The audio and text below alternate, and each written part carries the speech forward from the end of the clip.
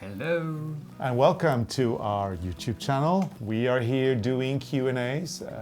There's been so many questions coming in. We are very honored that people actually bother to write and ask all the things they want to know, and we're going to try doing our best to answer them. So for these week's questions, let's go.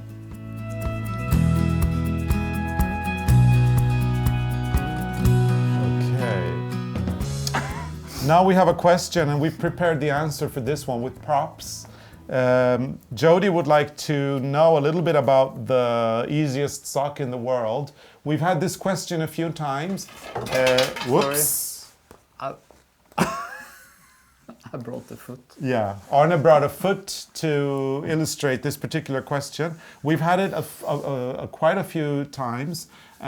It's about the thread, the Afterthought heel, where to place the contrasting yarn for the heel stitches. So the way she's asking it is she'd like us to show where to take foot measurements when knitting the Afterthought heel. Well, actually, it's not possible to take foot measurements to do this. Well, it is, but it's very... It kind of overcomplicates everything. So what we propose is that you actually fit it on your foot and figure out where to put the Afterthought heel. So just knit from the toe and up to like where the heel starts? Well, that's the point. You have an ankle bone here, yeah. And when you put it on, when it aligns with your ankle bone here... Then you put the yarn, the extra thread. Yeah. Because when you finish it and when you open it, it opens. So that's kind of the hole you have to fill. That's where your heel is. And it can be, it's like more or less around this area, but since it's knitwear, it will stretch anyway. So if you make it a little bit smaller, it may be better, but as long as you do the same on both, it will be fine. But remember, it's like when you open this, you have to fill it. And that's the heel. Was that clear? Well, I think so. I hope so. But anyway, put it on. I mean, knit it, put it on as you knit it. When you can't put it on further, when it kind of hits here and you can't, that's where you put your contrasting thread, basically. Yeah. So there you go, an easy and a little bit more complex answer to the same question. And hopefully you understood this and you will be able to knit these socks easily now. It's very easy.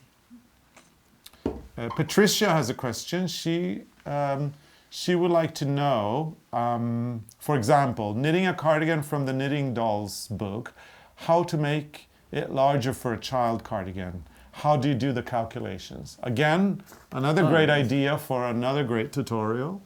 But that's easy if you pick your yarn and then it's written on the yarn how many stitches on 10 centimeters in the width and the height, and then you take the measurements on the kid and you make a sample and you knit a sample to see if your tension matches the one that is on the label for the yarn, and then you just enlarge it. But it's going to be a great tutorial. Yeah, we can do that. We'll do a tutorial on that, Patricia, don't worry. Don't worry. We're putting it in our little black book and, suddenly one day there'll be a tutorial for that. Okay, a couple more questions before we wrap this up. This is interesting. Karen Marie would like us to use 3 words to describe each other. So describe me in 3 words, Arne. 3 words? Mm-hmm. That's hard. I could use more. Yeah, but if you could use 3 words, what would it be? Like a sentence or? 3 words. You're smart. Okay, that's 1 word. Ja, and what more? Hva heter det på klart å si det på engelsk? Du er god med penger. That's not 3 words. Okay, should I describe you in 3 words first? Okay, so when I think of Arne, I think of very relaxed, hardworking. That's not three. That's 3 words. No. Relaxed, hardworking with a hyphen. Relaxed, hardworking, and zen. He's very zen. He's very... No, you're not. You're like the opposite. Okay, I put 3 Well, words. it is hardworking, but not zen, and not relaxed. You're always... Yeah, but you need 3 words. Okay, relaxed, zen, hardworking. Those are my 3 words for you. Can you please? Not relaxed, was that? Stressed? Okay, that's a word. Hardworking, Okay. and not zen.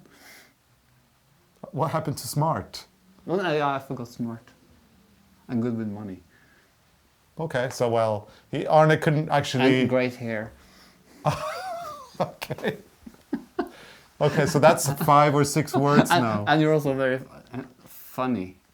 You're so funny. You're funny too. He's so funny. Okay, can we change the words? I want to describe Arne funny. No, you're the funny one. No, you're funny. so funny. Sometimes you don't even know that you're funny. And that's so funny.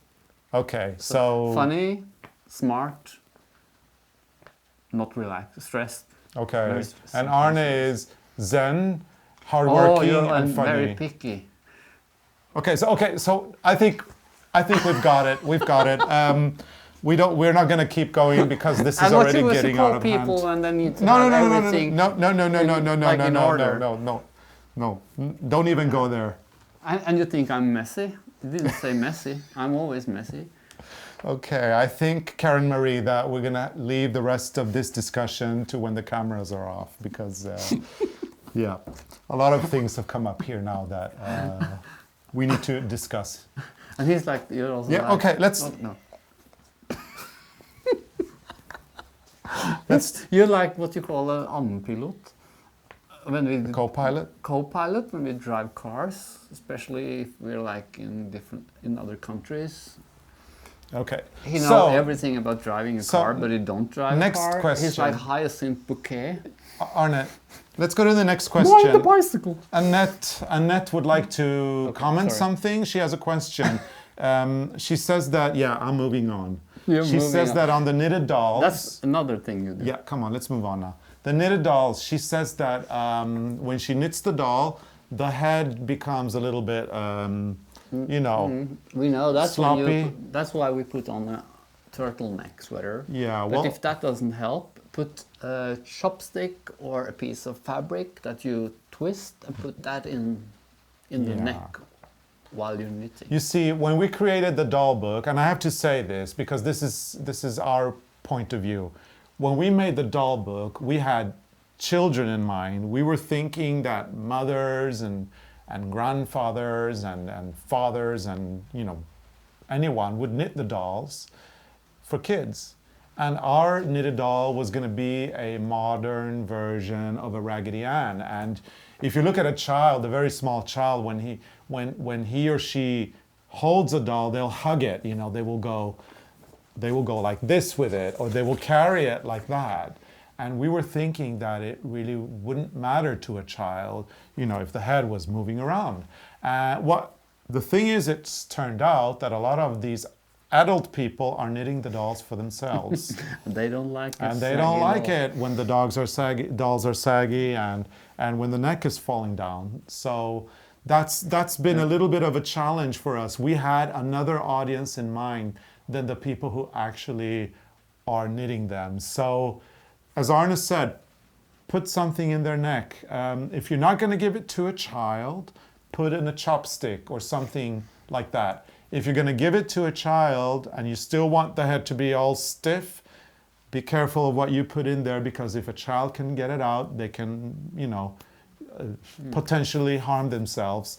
And then, yeah, we suggest wrapping, get a long piece of fabric, roll it up, and put it down, shove it down the doll's throat, and it will be fine. But, you know, but we were also thinking about the doll as like a fashion doll, kind of.